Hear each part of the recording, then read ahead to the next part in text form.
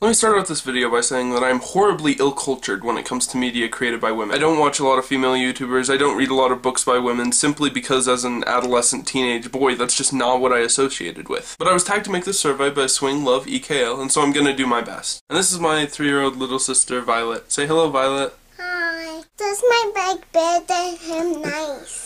Question 1. Who are your favorite female YouTubers? Swing Love EKL, Community Channel, Go Ali Bongo, The Lizzie Bennett Diaries, and all the girls at Apprentice A, including ones who no longer work at Apprentice A. I'm making a fishy face. The fishy face? Question 2. Who are your favorite female athletes? Missy Franklin, and I wish her the best in England in the coming weeks. I don't really follow any other sports. Die, potato! Question 3. What is your favorite book written by a female with a female protagonist? Katniss Everdeen and the Hunger Games by Suzanne Collins, and I've only read the first one, so don't spoil it. Can you make Angry Bird noises? Question 4. What is your favorite film written by a female with a female protagonist? I couldn't really find a movie that I had seen that fit both, except for The Parent Trap, so I'm gonna go with Catherine Bigelow as my favorite director, and Debbie Reynolds in Singing in the Rain as my favorite female protagonist. Question 5. Who is your favorite female fictional character? Amy Pond, obviously. Look here, man.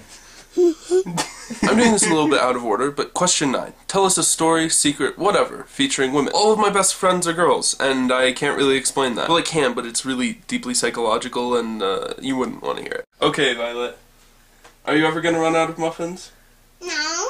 I got a muffin, Fatty. Question 6. What is the biggest problem facing female content creators today? One of the biggest problems I think female content creators face today is the anti-unisex mentality with which our culture approaches most of its content, which I'll explain with Venn diagrams. See, this circle represents content created by men, and this circle represents all the content that's considered unisex. Note that only a small sliver of the male content is not considered unisex. That's where the fart jokes are. This circle represents all the content created by women, and this circle represents all the content that's generally considered unisex. Note that there's a very small overlap between the circle of content created by women and the content that's considered unisex. The problem being that there's a lot of content out here that could be considered unisex but has been labeled women because it's been created by a woman. And I certainly haven't ventured very far into that circle, as seen by the fact that it took me about 3 hours to answer the above questions. And I hate to be cliche, but I think one of the other problems is also the objectification and the supermodel nature of women. I mean, you see content creators on the television who look like supermodels, and then you go on YouTube and women look like